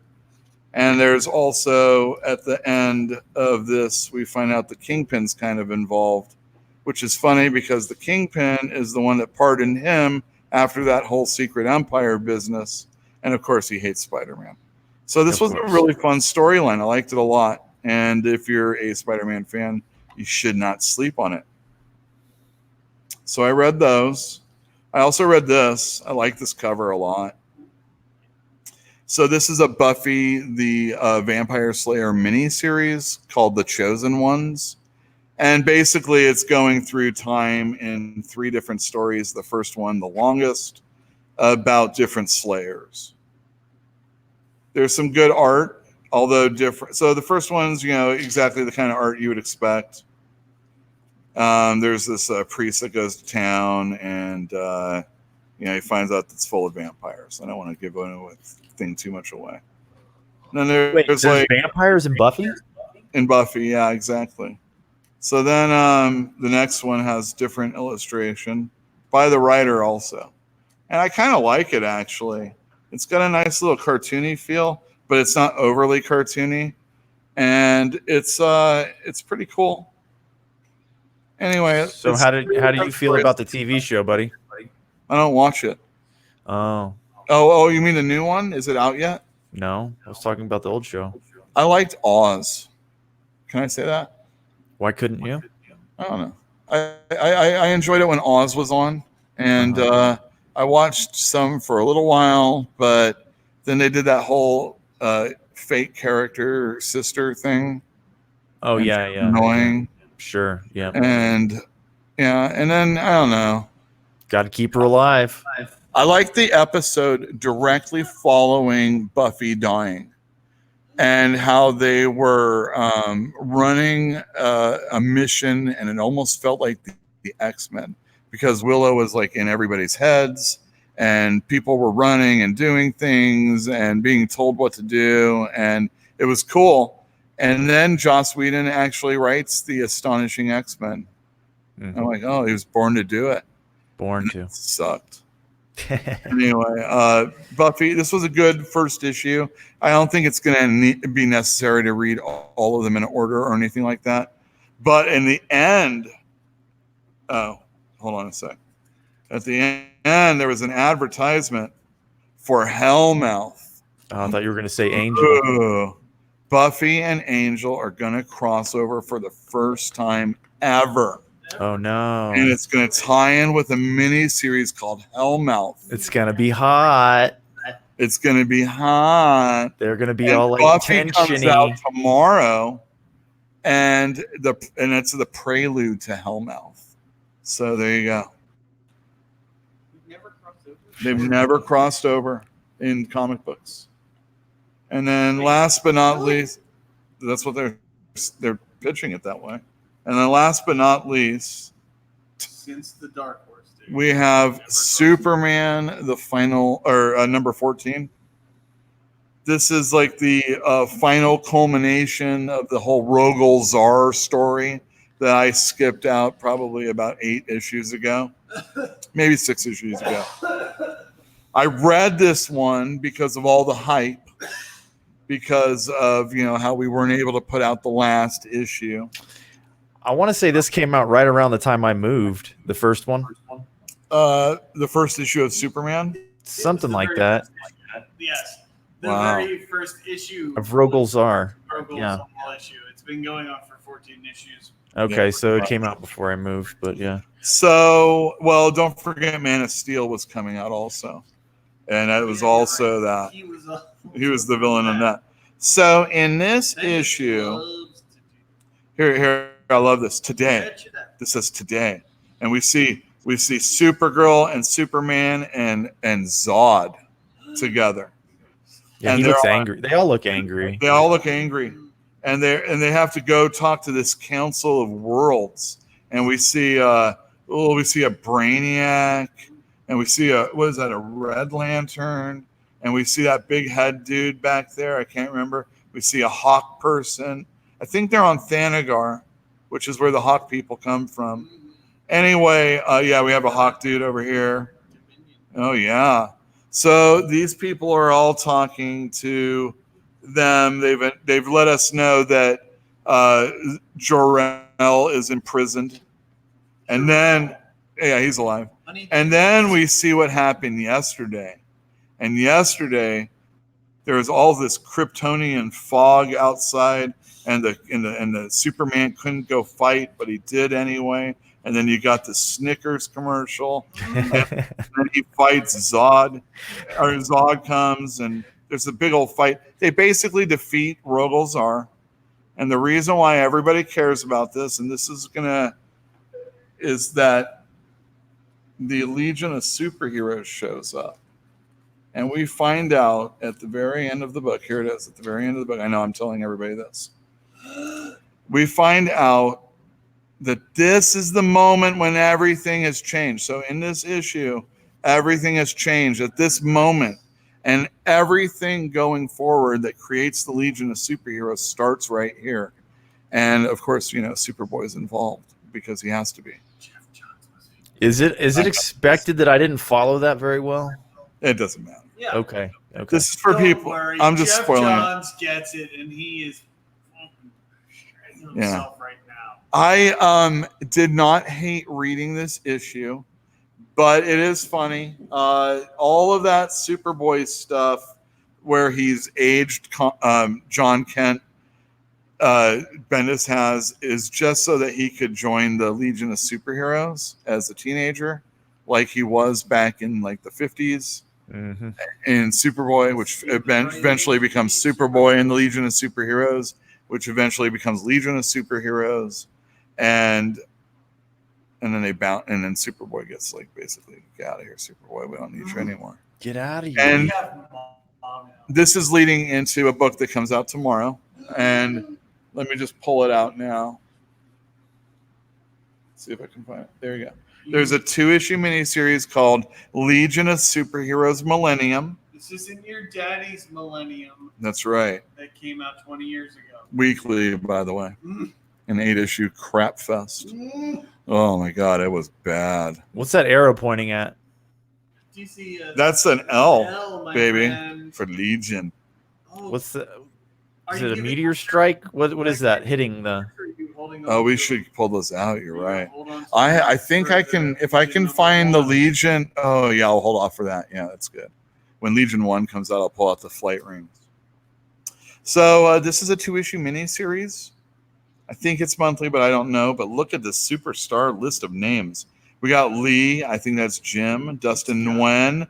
Andrea Sorrentino. Arojo.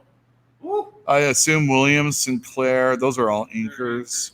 And then Stewart, Dave Stewart, and Jordi Belair, colorists. Woo!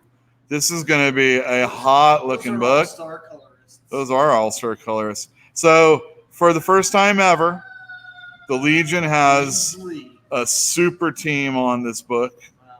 Well, Jim yeah, Lee exactly. joining the Legion. If you ever thought it was going to happen, here it is. You never thought- I never thought it would. And Dustin Nguyen, ooh, Never thought I would care. I still don't. No, I like the Legion. I'm gonna read this. I'll let you guys know if I think it's good, and I won't spoil it like I did that Superman issue that was, for 3 pages. Yeah, but that was last week. That was last week too. That's Hey right. Yule, when Yes, sir. you've got a tiny series like this where it's just 1 or 2 issue, well, I guess 1 issue wouldn't really be a series, would it? But when you have a 2 or 3 or 4 issue series, is it easier to like bundle that stuff as back issues to sell than like a longer series? What usually happens is you maybe sell out of the first issue, Yeah, and if you can get more in, you do. but you're If usually stuck you with a lot of can't- 2s. Yeah, so 2s you might have a little bit more of because the drop off in customer is there, and then you readjust to 3 and 4. So yeah, I don't know. A 2-issue one, we could, potentially have them for a while. I try and order so that people who don't order are able to, still come in and pick them up. Yeah. and also realize that there's people that are from out of town and people that are just coming in for the first time, and you kind of want to show them the beginning. Well, if you're excited if you're excited about something like a Legion miniseries and you see number 2, you're like, oh, yeah, it is a bummer. And like we've talked, about comics are written for the trades. So they are. If you don't read the first issue, then you probably can't read the second issue and get into it. Whereas when I was younger, and I don't know, it depends on the writer. Usually if they're a little bit more old school, it depends on how they're specifically starting up their story also. Like I wouldn't recommend just jumping into a Jonathan Hickman book. At the same time, come to 10th issue, if I'm sitting on a bunch of them, that's going to be, that's going to be what I'm going to have to try and do is sell them on something. And not only that, once people get into the frame of mind to just buy something and trade, then why wait? Why get the issues that follow after? Hopefully they're super exciting, and that's the reason why you want to. But that doesn't always happen. So, remember when you were kind of fishing for ways to save the comic book industry? Yeah. Are you more concerned about saving comic book stores or the industry? I think I'm really more about the store, because the thing is that you can get a recommendation from Amazon, right? You buy something and they recommend something. People that buy this like this, and they do it movies, DVDs, and other comic books and other books that are like the comic books I read and whatnot. But you don't get to really talk to someone about it, and you don't. If the person in the store knows what's going on in the stories that have happened beforehand, there's a weaving and a thread, or a woven thread that you can travel down, and like this relates to this. And even if I don't think this is really a great thing, it's really powerful and important to something that's over here. The algorithm is not going to ever give you that. Yeah, exactly. And that's why you need a comic book store to make that happen. Or you can just settle down and read Infinity Gauntlet. You need a comic book store. Well, what you're talking about is like community maintenance, essentially, right? You're talking to people who are part of the community and want to be part of the community, and they need a place to come to buy books and talk about the books. It's the same thing with a bookstore, right? But in this day and age, like if you want to save the store or a store in particular, I mean, can you kind of like tap into Amazon, or is there an equivalent online for comics like Amazon? I mean, if you're just look, so you want the store to do well, you want the community to thrive. Comics aren't going away, but the ability of comic book stores to remain viable kind of is, because like you said, they are going to trade. They are able to be sold on Amazon. So I wish if it was going to go to trade, I just wish it would. Like, pull that Band-Aid off. Stop screwing around with monthlies. We're already situated to sell trades. I mean, sure. You've seen what they get. $10, dude. They're getting $10 for one issue. They can't make that kind of money off of a trade. Well, that's true. But I mean, until they really start raising comic book prices up, higher. I mean, not the $10 ones, but the $3.99 ones. Until those start going, and we're probably going to get $4.99 eventually. Can you believe that? That's going to be that might be it. Yeah. I think now is a good time to remind. $4.99. Yeah, now is a good time to remind people that if we're going just off of inflation, comics should cost like $1.80 right now. Yeah. Well, what should rent be then? I don't know. It doesn't matter. That's not what it does. No, it doesn't. Like, it does to me. Prices of things have been jacked up artificially. And it's not just comics. You're right. It's rent. It's everything. But the fact of the matter is, it's not inflation that did it. Takeaway is kill your landlord. Kill your landlord. The great poet Eddie Murphy. The poet once said, C-I-L-L, your landlord. CIL. Oh, that's funny. Yeah, so I think that if there's an avenue for you to get into as far as like selling trades through Amazon. Comics now? We gotta read Bono comics? oh man, I don't. So not possible. Is that what you're telling me? We're being silly over here. Sorry. You said you too. You said you too. A little derailing there.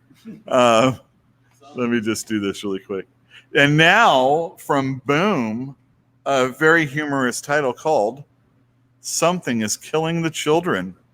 What a shame. I knew you'd like it. We established your feeling about children. Yeah. This is written by the fourth, James Tynion the fourth, Oh, yes. of Scott Snyder fame. Pals around with Scott Snyder. Is that a newspaper or a machete in the hand of that person? It looks like a machete and a bicycle and another. Dude, can you imagine a bicycle gang that ran around with machetes chopping Who people ever heard up? of a bicycle? That's awesome. Wait, a Japanese gang? What? I didn't say Japanese. I said a bicycle gang with A bicycle machetes. Sorry. This is pretty good art. It's atmospheric, so it's dark in the woods. It's pretty nice. It is pretty nice. This is a Werther del Ladera. Oh wait, maybe I shouldn't say that. Maybe it's not. It's a Werther's original. I don't know. Yeah, I don't follow anything that you just said. God, it's so hard to see. That Where's Spawn the- cover. What? Yeah. All That right. Spawn cover. Spoiler alert. Yeah, it's Werther del Adera. What does that mean? I don't get it. Del Adera. Werther's original. That's the artist. Oh, okay. It looks pretty good. Dude, it is hot here, by the way. I want you to know that. I am glistening. It's time to mop that up, I guess. That does. Yeah, I'm going to. It does look good, doesn't it? So I think it's a horror story. It's got a lot of people talking about it. This is I have an alternate cover, and then there's like a one and whatever cover. Are you bragging? I am, because I got it. Yep. Whatever. There's Boom. I think it was the stores could only get one copy, I think is what it was. Okay, so they only printed a few 100,000. Yeah, well, I wouldn't say that many, but jeez. How many comic book stores do you think there are left in the States? There's like a couple thousand or something like that. Really? I don't know. I'm not sure. There's at least 3 here. At least 3. I agree. There's at least 3. No, here. I know. Oh, then there's at least 4. Because I know of one other one. Anyway, I don't know what this book is about, but I'm letting you know it exists. All right, Spawn 300, everybody. So this is A knockoff? this is kind of what, yeah, it is of Spider-Man 300 that he did. Tom McFarlane, that is. So it's an homage to himself. Yep. You love That's funny. That's funny. It's his favorite thing to do is homage himself. Hey guys, He you remember when I did sometimes that does it in the bathroom. awesome book? Do you remember when I did that? It was great. makes Greg Capullo homage him. That's right. What was that, Lowell? Nothing. Oh. What? He is actually supposedly doing some of the art in here. But I've also, Greg Capullo is doing art. Holy cow. Big. Holy cow. Chapter 1. Same font size. Look at that. Yeah. That's pretty impressive. He knows. Tom McFarlane's not an idiot. And we all, great covers, artists. Yeah. Anyway. Hey, Jason Alexander's in there too. Yeah. Well, he's been doing it for like the past year or two now. He was in the pool. Yeah, he was in the pool. The shrinkage. That's why his name isn't as big as he was in the pool. Well, he uses Sean now. He didn't used to. Oh, I hope someone's gonna get that someday. Anyhow, Spawn 300, dude. A comic making it to 300 these days. There's a stick-to-itiveness and he's like a mule, is what he is. Stubborn. He's stubborn. People are still buying it though, aren't they? Well, they do, but the numbers are a lot lower. For 300 issues, he's been willing to pay people to write and draw his comic book for him, and we should love that. And allow him to put his name on it also. How many issues has the Savage Dragon? I'm not sure how many, but it's probably getting close to 300 also. But Eric Larson wrote and drew all of those. He has not written and drawn. Yeah, which is an even more impressive feat. Considerably. But what I'm saying is that he started getting an artist in the yeah, he did. Yeah, it was like issue 10. He started getting other people already. Yeah, something like that. Probably around 15 or so. No, it was 10 when he Aardvark. This guy, Greg Capullo. It was in the 3-part Grant Morrison storyline that Grant wrote. That Greg Capullo came on. Right. So and he had other he had other writers beforehand. So he had Alan Moore, Neil Gaiman, Frank Miller, and Dave Sim. He did all the art during that time. The giants of comic books. And Dave Sim is like, thank you. Dave Sim's an afterthought. And so here he is. And then he got another artist eventually to do it. And then he left and pretty much never drew it again. Or cashing paychecks all the way to the bank. So I heard he's got like some hand problems or something. He drew too hard. Yeah, he drew too hard. He can't draw at all. Yeah, exactly. So this is a big week, by the way. Just want to let you know. Oh, speaking of Eric Larson, along with Mark Bagley, my favorite Spider-Man illustrator, and Jerry Conway, my least favorite Spider-Man writer, we're going to get a one-shot. And this is supposed to evoke, hey, things from time ago. Long ago now. Time long ago. So, goddamn Party City. So we're going to get some art by Bagley with a story by Conway. He's all right still. And then somewhere in here, there's some Eric Larson writing and art, which is cool. Whoa. Oh, my gosh. What's that? Todd Todd Knock. Knock. Thank you. Yeah, Todd Knock. And Ralph Macchio, not the Karate Kid, by the way. Anyway, this is a one-shot that's coming out. And then anybody that's a fan of DC East, we've got A Good Day to Die. Fantinuum. There's 4 different covers you're going to be excited to see. Can you twist that a little bit so the glare goes away? Yeah, there you go. This is just one of the covers. All right. So Big Barda. Looks like Mr. Miracle. Got some Blue Beetle down there. Wait a minute. Is it terrific? I'm sorry. I'm a little confused. Wasn't the Blue Beetle a lady in the previous Spider-Man that we were talking? Oh, never mind. Who was that? Was the Beetle. That was just the Beetle. Yeah, okay. This is the Blue Beetle. It looks like Ted Cord. Different company. Different Beetle. DC East is basically Marvel Zombies that's how I call it, DC East. Yeah, what cover is this supposed to be? This is not a movie cover. This is just a cover. What was the movie cover this time? I don't even remember, dude. I don't even remember. I don't know, but it's got Big Barda and Scott, and yeah, it's cool. Is that Mr. And I see art by. Is that Mr. Fairplay right there? Yeah. Fairplay, Mr. Terrific. Oh yeah, these are his balls. Yeah, his balls, his T-spheres. So it looks like it's got a bunch of different illustrators in it. 9-panel page. We have Laura Braga, Derek Robertson, and Derek Robertson. He did The Boys. Okay. That's like his current day claim to fame. Right. Well, he did. Because you Philistines don't care about Transmetropolitan. Transmetropolitan. Another Warren. That's a Warren Ellis book. The Boys. Jeff Bezos says The Boys is great, so I love The Boys because it's on Amazon. Streaming on Amazon Prime. It into my face hole, so it must be great. Have you seen it? Streaming Transmetropolitan. Everyone. Did There you Transmet get made into a TV show? No. No, that should be animated. And they don't even like Animated by Jeff Darrow. They don't really reprint it very well. It would. That, yeah. They don't care about it.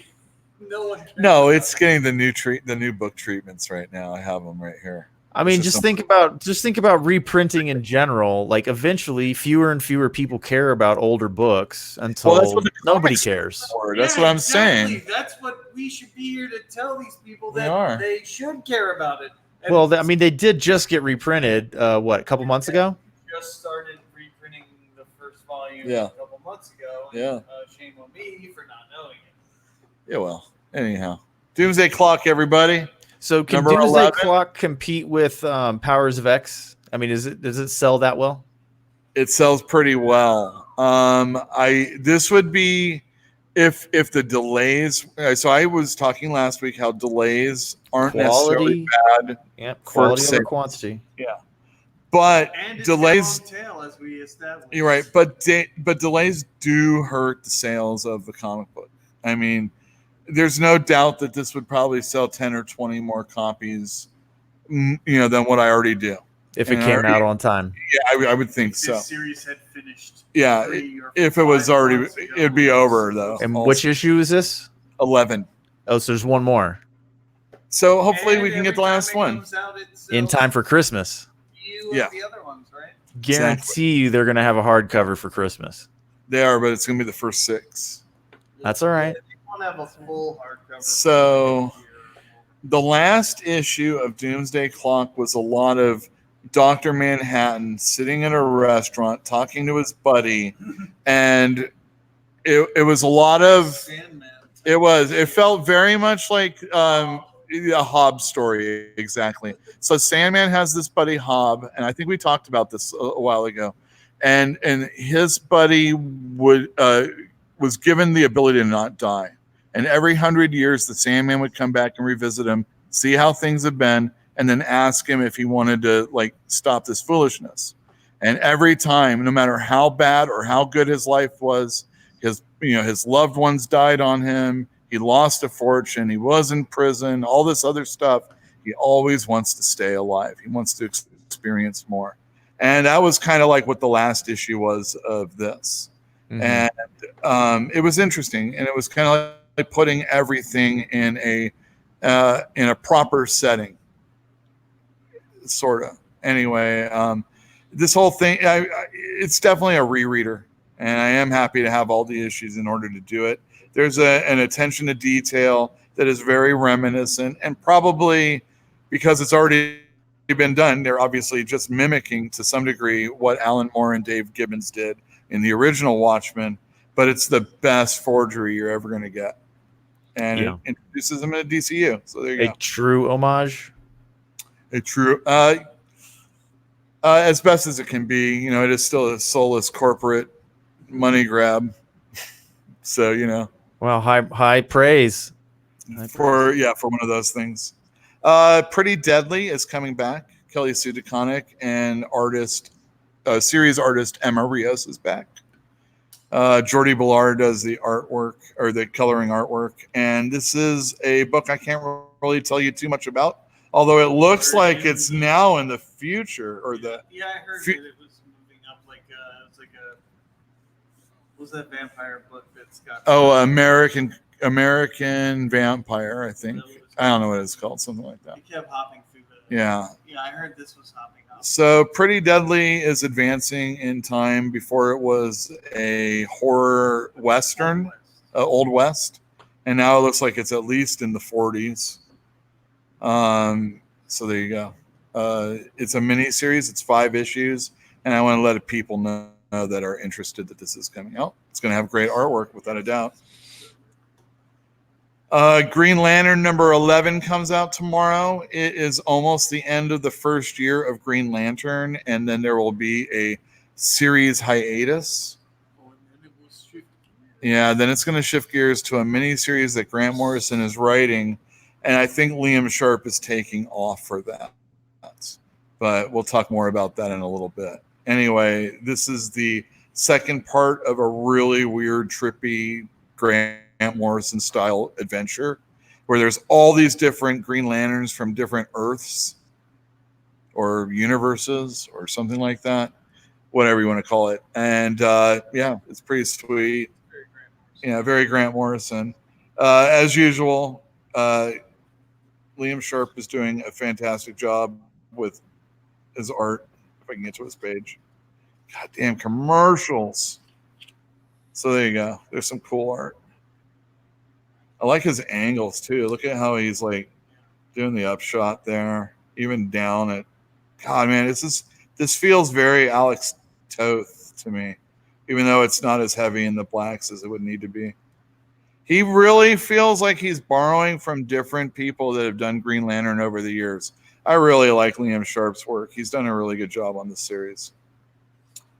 Batman versus Ra's al Ghul is a Batman 6-issue miniseries written and drawn by Neil Adams. I like how it says right here, just Adams. And like I said, hey, you need a Batman book. But Neil Adams is, the classic Batman creator. Yeah, the classic cover too. Yeah, exactly. Classic cover, classic Batman, artist. Just really classic DC, actually. And they allow him to do anything he wants. So here you go. Remember how I was telling you Marvel did that Spider-Man so that you could remember comics from the past? Yeah. Well, here's Alpha Flight True North #1. Yeah, well, now you're going to remember how true Canadian comics were made, And posters like you down south. That's right. This is real Canadian comics. So if you got Maple Fever, this one might be for you. It's almost fall. Jim Zub's writing a story. Jed McKay is writing a story. Ooh, I like Ed Brisson. I don't even know how to pronounce Alanis Morissette. That's it. It's Canadian royalty. Yeah. But actually,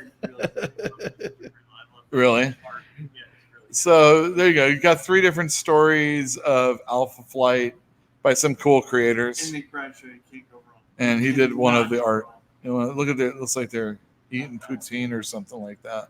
I bet they are. Yeah, Jesus. You got Shaman. Jesus. You got, Canadian Shaman. R.I.P. though. Wait, did he die in Hulk? Yeah, really? 5 months ago. So. Oh. Come on. Hey, Alterna's coming out with a whole bunch of comics, and Blood Realm #3, which is the 3rd part in the volume 2 of the series. They're only $1.50. They're on newsprint, and I don't have near the problem opening the commercials as I do with DC books. I like the art a lot, and the story's kind of cool too, and it's fantasy. So there you go. And tweet at the creators because they're not allowed to block you. That's right. No, they're allowed to block you. They can't block bot you. They can't block bot you. Which I get block botted sometimes. Hey, and here we go. This is the Buffy prelude to Hellmouth. Okay. I guess she's going to meet Angel in this issue. And then we'll go to the Angel issue, and there'll be another prelude. Is he wearing a Letterman jacket? Say what? Is he wearing a Letterman's jacket? It looks like he is. And she's got her cheerleading outfit on? I don't know, but she has a stake in her hand right there. Yeah, I'm just wondering if this is back in high school. Well, she is back in high school right now. Okay. She looks like Kill Bill. Yeah, she does look like Kill Bill. I was thinking that too. Or he looks like Han Solo, or Bruce Lee. Han Solo. Maybe they're at a Halloween dance. Oh yeah, good call. There is a pumpkin right there. I see it. Wow, yeah. we've solved everything with the cover. This is great. Don't have to read it. Goodbye. Moving on. Moving on. Yeah, exactly. Buffy, if you don't know, I think she lives on the Hellmouth, right? Well, the town was on the Hellmouth. Town does, yeah. And that's where all the vampires come from and all the demons and whatnot. It's just a weak link between realms or whatever. Oh. It's like ley lines if you're into that kind of ley thing. lines. Okay, very good. I guess I'm into reading this Buffy storyline since I got suckered into reading that Chosen Ones. I think I'll take a look at this and see if it's any good. Well, how are you going to sell it if you can't talk about it, right? Well, it kind of sells itself. So Buffy. really all I'm doing is Nice. taking one off the shelf so that someone can't find it during that time. Yeah, exactly. Writer, artist. Oh yeah, Jordy is writing this. Jordy Belair, who is a Joss colorist, Whedon is saying it's okay Yes. that you do this. Yes. That's why his name is on the cover. That's right. Because nowhere in He's here not actually writing a word. it says created by is Right, all. Right. What a okay, dick. Great. I like Like, David I Lopez put my though name doing at the art. top. I put Yeah. my name at the top, even though I'm not actually working on this book in any way. That's how he works on his marriage. And like not at I do my best work away from my marriage with other creators who are not involved in the project. Hey, Yule. Yes, sir. We've run 2 hours. I know we're running real late, guys. Talking smack about comics. About Buffy. Yeah. About Buffy. Yeah. Well, hell, maybe we should call it a night. Remember, everybody, House of X comes out tomorrow. Importante. Yeah, that's a damaged issue, by the way. So it's free? Yeah, for me. I'm gonna take the code and I'm gonna put it in my Marvel account. Oh, good call. Good call. And tear the cover off and send it back. That's Monet, it looks like, yeah. What's her deal? Boom. She's super strong, super smart, and if I remember correctly, she still has her brother, like kind of like, well, who knows? I don't even know anymore. And I thought she's super rich too. Yeah, she might be super rich also. Does she have mind powers?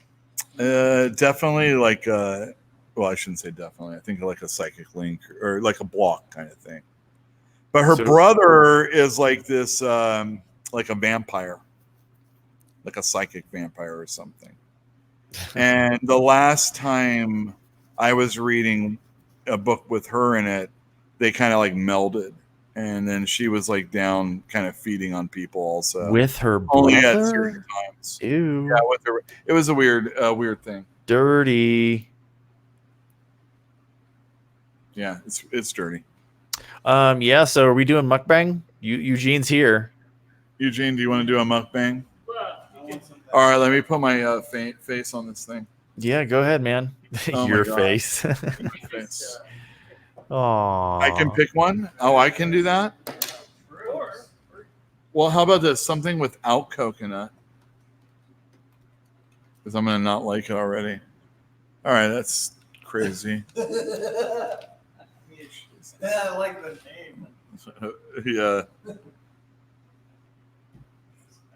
All right, so I'll let the chat if there's any. Obviously, shrooms. Go for We it. got shroom. Let's go. Let's go. The show's gonna run an extra hour tonight, though. We need to see if those things work. I don't think that. Or whatever this is. these are actually open. What are these? I think. Can you read this? No. But it looks like matcha and Yeah. bean paste. Yeah, Yeah. that's exactly what it is. Matcha and bean paste. So like a red bean. Like a red bean? That might be pretty good, man. It might be. If you're into that kind of stuff. What's that? What is that? It looks like Apple flavored. these are apples. That looks like apples. They're yellow. Oh, it's kind of a citrus. That's a citrus. Yeah. Okay. Okay. Well, 480p or whatever the hell. I can't tell. They look like apples to me. Finally. No, God. All right. Sweet and fiery. Fruit by the foot. No, not that stuff. No. Jeff's already eating it. No, Yeah, but your mukbang time is either going to All be right, the apples or the matcha. Or the matcha. Yeah. I vote no on the shrooms. I say apple or matcha. What? I say shrooms. Well, I mean, I want to see it happen, but I can predict what's gonna happen with the shrooms. So, all right. So before we choose, I'm going to tell you a little thing I heard about. There is a company, I can't remember what country it's in, but they were talking about how they have all these fish scales left over. And so what they decided to do was make crisps out of them.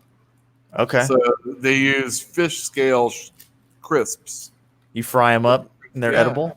And then it's like its company selling them. It's doing really well. So are we doing the shrooms or the Chinese pear one? So far I see 2 votes for the pear. All right. I think it's citrusy, but 3 votes for the pear. all right, very good. You people are all cowards. I'm a coward. Pears are delicious. I think we were worried about the mushrooms. Yeah, I would be. Yeah. Fire. Yeah, you have to. Yeah, exactly. You got to chew it before we really trust mukbang time. You know. Ooh, this is spicy. All right, it's very chewy. Your reviews are hilarious. It has a texture on the outside, almost like it should have been like granulated, Yeah. but it doesn't fall apart like it is. Okay. So it's still on it. So it's not like really sugar. It's just Or- a texture. Yeah, it's like the texture. Okay. Does it taste like pear? No. What does it taste like? Like weird marshmallow. Oh. It eats like marshmallow also. It's Yeah. very I mean, it's kind of an understated fruit taste. really I don't know. It's okay. It's not like if that's the only thing I had and I was really high. What's this one? Oh my god. Okay. I guess we're doubling up on the spicy fruit by the foot. The fruit It's by good. the foot, all natural. It's really good. This is the fruit stuff. all natural. Spicy fruit. What's the Fiery fruit by great. the foot. What's the fiery? What's the natural the fruit? fiery? Fiery, yeah, it's like you Peach. ever had mango with like putting a little spicy Chili powder. Oh, yeah, exactly. Yeah, exactly. That's what it's like. Okay. Should probably get scorpion venom or something, to make it really spicy. Sure. Yeah.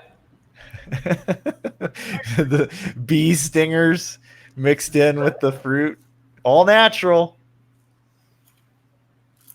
You don't like it? No. You don't like it? It gets the stamp of approval. Yeah. He doesn't like it.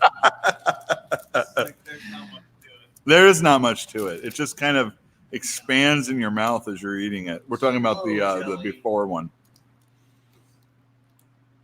I mean, this one tastes like green tea. I don't like that fruit by the foot. Like that. No, I can't imagine liking that. Like that. So you Doesn't gotta sound try good. the shrooms. We'll do the shrooms another time. Oh, teaser! Well, we That's can't. right, next week. We Tune don't in always do mukbang, man. So next week for save it for next week. Now that stuff's in my teeth. Well, try another pair. Oh man. Or, That's not Uh-uh. gonna help. The shroom. it's not water's not going to fix the problem. Never Yeah, I'll does. just scrape it out with my tongue. Water will fix the Scrape it. Well, hell. problem eventually. Scrape There you down go, the tongue. everybody. Yep, there you go. As usual. All right. There you go. You'll, For shrooms. Yeah. Tune in next week. We'll be shrooming. yes. Say goodbye, everybody. Goodbye, everybody. Bye, everybody. Thanks for tuning in. Buy some comic books. Doesn't have to be at my store, but if you're in a comic area, you should buy some comics. Maybe one of these we talked about. Definitely House of X. That's the one I'm really excited for. Excellent. All right. Good night, everybody. Buttons.